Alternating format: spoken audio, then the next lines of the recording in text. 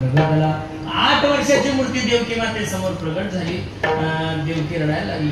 सोडा सोडा मिठी लपवा लपवा जग जेठी जनी कंसासी कळेल माझ्या बाळासी मारे.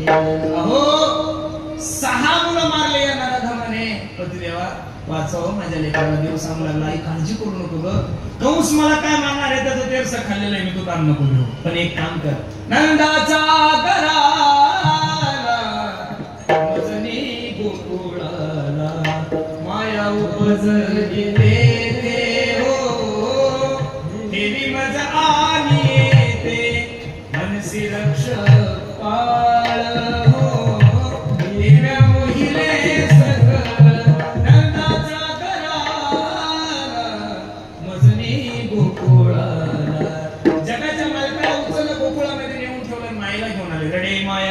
कांतनामा म्हणे उठते दूत.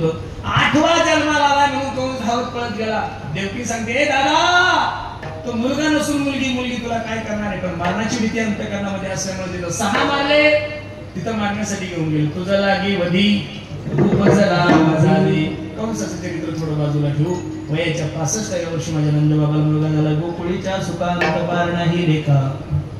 बाळकृष्ण नंदागरी आनंदल्या नरनारी घरोघरी झाला लक्ष्मीचा तो वास. चिंता ती पळाली गोकुळाबाहेर प्रवेश वितरी केला देवे. जगाचा मालक गोकुळामध्ये जन्माला आल्यानंतर गुढिया तोरणे करती कथा गाती गाणे. जिकडं तिकडं सगळीकडे आनंद आहे. पण कृष्ण गोकुळी जन्माला दुसऱ्याचा काप सुद्धा. कंसाने तातडीने मीटिंग भरवली. पुतणेला पाठवलं. पुतणेलाही मारलं. माबळ भट्टाला पाठवलं. माबळ भट्टालाही मारलं. असे अनेक राक्षस माझ्या जगाच्या मालकाने मारले. आणि आता जगाचा मालक रांगायला लागला. तळवे तळ हात तळ हात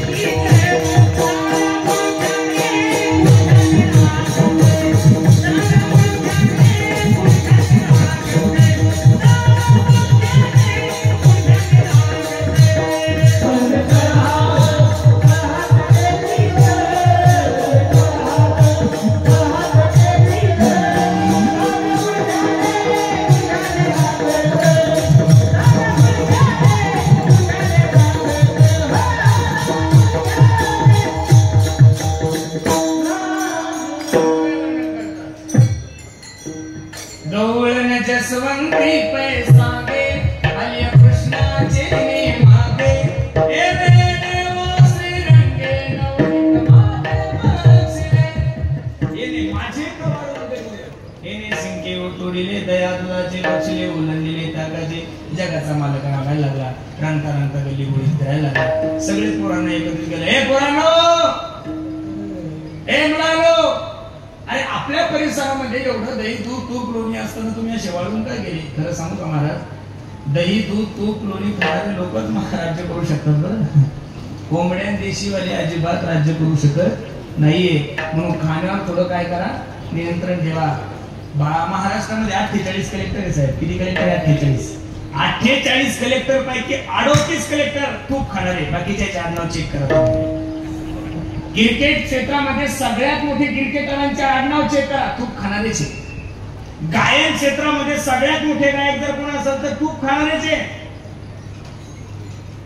फिल्म सिटी मध्ये जेवढे काही डायरेक्टर आहेत ते सुद्धा तूप खाणार आहे, आणि जेवढे काही मोठे मोठे विरोधक गायक जेवढे काही लोक आहेत, हे बघा आमदार तुमचा असू शकतो, गावाकडचा पीए वेगळा आणि तिथला पीए तूप खाणाराची, मंत्री तुमचा असू शकतो, मुख्यमंत्री तुमचा असू शकतो, पण त्याचे सचिव, विधानसभेचे सचिव पहा, विधान परिषदचे सचिव पहा, केंद्राचे सचिव पहा, IAS पहा, IPS पहा, जगातील जेवढे काही मोठे तज्ञ डॉक्टर आहेत, वकील आहेत, असे लिस्ट काढा तुम्ही गुगलवर, सगळ्यांचे आडनाव जर चेक केले तर ते फक्त आणि फक्त तूप खाणारे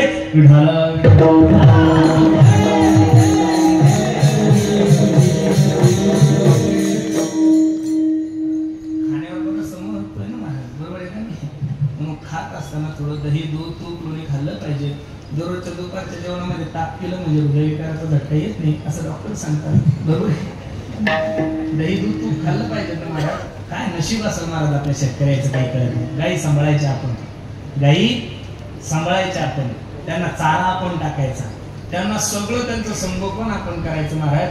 आणि ज्यांना शेतच माहित नाही, ज्यांना गायच माहित नाही, गिरही माहित नाही, जर्सी माहित नाही, गावराना माहित नाही, खिल्लारी माहित नाही, असे लोक ते दररोज 2 टाइम गिर गाईचं दूध पितात महाराज.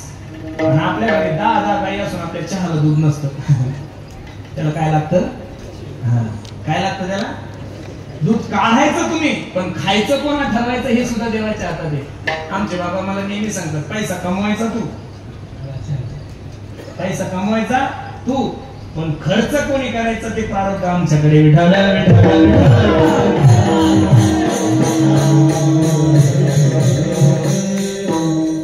एका ब्राह्मणाने मला सांगितलं, तुमची आर्थिक रेषा खूप चांगली हो, अशी स्पष्ट दिसते.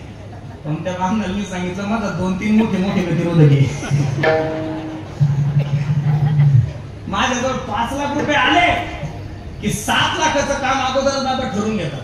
मग त्यांचंही बरोबर, ते म्हणी तुझ्याकडे जर पैसा जास्त आला तर तू नास्तिक होशील. म्हणजे काय म्हणतात ते? नास्तिक होशील. मग चला आता आपलं आहे ते खर्च करत राहायचं. काय सांगत होतो मी तुम्हाला? जगाच्या मालकाने सर्व गोपाळाने एकत्रित केले. अरे गावामध्ये एवढं दही दूध तूप लोणी असताना वाळून का केले? देवाने सांगा, गोपाळ रडायला लागले, हे बघ देवा, जेवढं दही दूध तूप लोणी तेवढं सगळं कुठं जातं? डेअरीला जातं. डेअरीला काही राहत नाही. मग भगवंताने पक्ष स्थापन केला. माखन चोर मित्रमंडळ, अध्यक्ष भगवान, उपाध्यक्ष सचिव आणि पेंड्या, उपाध्यक्ष बलराम राजा आणि सचिव पेंड्या. ट्रस्टी मध्ये सर्वात चांगलं खातं कोणाचं असतं? सचिवाचं असतं. पेंड्या देवाला सांगितलं, देवा मग चोऱ्या करायच्या म्हणल्यानंतर काही AK-47, काही गुप्त्या, काही तलवारी, तसलं काही नाही. वस्त्रगाळ माती घेऊन या, सराट्याचा काटा घेऊन या, काठी घेऊन या. पेंड्या देवाला सांगून, आता देवा तुका पागल बिगल झालं का? वस्त्रगाळ माती काय करायची? अरे आपल्याला दह्या दुधाची चोरी करायची. आपण जर एखाद्या गवळणीच्या घरी गेलो, दही दूध तूप लोणी खाल्लं, तिला जाग आली, ती जर आपल्या मागे लागली तर ती वस्त्रगाळ माती घ्यायची, काय करायची? तिच्या डोळ्यात टाकायची.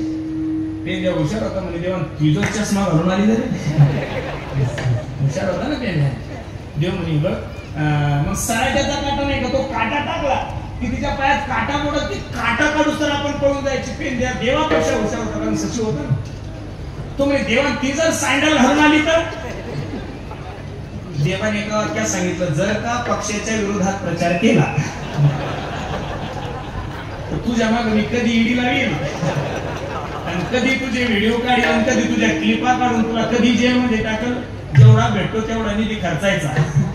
शहाणपणा नाही. ठरलं महाराज. मग आता चोऱ्या सुरू झाल्या आणि देवानं सर्व गोपाळांना आव्हान केलं, हे गोपाळांनो,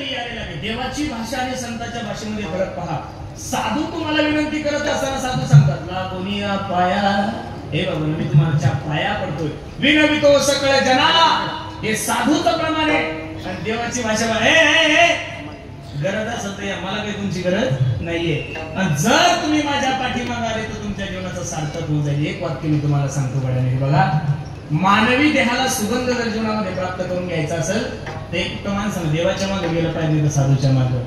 मानवी देहाला जन्माला आलेल्या प्रत्येक माणसानं माणसाच्या पाठीमागे गेल्यानंतर कसं होईल हो. जगातला प्रत्येक जीव हा अपूर्ण आहे. जगातला प्रत्येक जीव कसा आहे अपूर्ण आहे आणि अपूर्ण मनुष्य तुम्हाला पूर्णत्वाचं ज्ञान देऊ शकत नाही. देवाने प्रत्येकाला कुठे कुठे अपूर्ण ठेवलंय.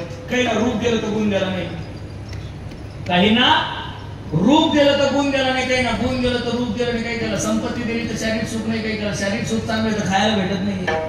प्रत्येक ठिकाणी देवानं कुठं ना कुठं कोणाला तरी कमी ठेवलंय आणि परिपूर्ण जर या विश्वामध्ये कोण असेल तर ते संत आणि दुसरं कोणी भगवंत. म्हणून सर्वांना माझी विनंती आहे देवाच्या पाठीमागे जा, साधूच्या पाठीमागे जा. तुमचा आणि माझा विश्वास कमी पडतोय महाराज, देवावर थोडा विश्वास टाकावा. मी नेहमी सांगत असतो अरे आता 10-15 दिवसापूर्वी मागच्या वर्षी पहिल्या दिवशी ज्यांचं कीर्तन झालं आमचे अर्जुन गुरुजी लाड त्यांच्या गाडीचा अपघात झाला.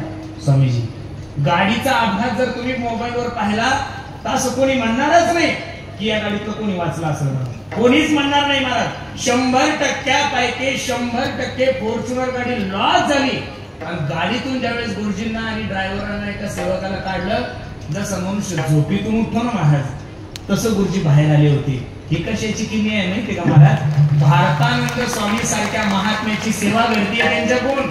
आमच्या पाटणकर बाबाचं एक वाक्य ते सांगतात भारतानंद स्वामीजींचे लाड फक्त लाड गुरुजीच पूर्ण करू शकतात, बाकी कोणी पूर्ण करू शकत नाही. मी त्या दिवशी तुम्हाला बोललो 10 बायका सांभाळू शकतो मनुष्य, किती ब्रह्मचारी लोक सांभाळणं सोपं नाहीये. ते भारतानंद स्वामी रात्री 3 वाजता सांगतात मला जनरेटर पाहिजे. आमचे बाबा 3 वाजता म्हणतात पाणी संपलं आता आणायचं कुठून, लाईट नाही. मला बाकी माहित नाही 15 मिनिटात पाणी आलं पाहिजे म्हणजे आलं पाहिजे. असं एवढ्या महात्म्याला अरे वेदांत माझा विश्वाचार्य आहे ते आणि वैराग्य परामूर्तीम झळझळीत वैराग्य ज्या महात्म्याचं आहे त्या महात्म्याची कोणतीच गोष्ट कधी टाळत नाही. म्हणून एवढा सुद्धा अपघात होऊन येत किंचितही दुःख झालं नाही. केलेली सेवा कुठं ना कुठं कामी येते म्हणजे येते. विश्वास ठेवा माझ्या देवावर आणि विश्वास जर ठेवला तर मागे पुढे उभा राहे सांभाळीत आलिया आघात निवाराया. आणि जर तुम्ही भगवंताच्या मागे गेले तर फायदा काय आहे.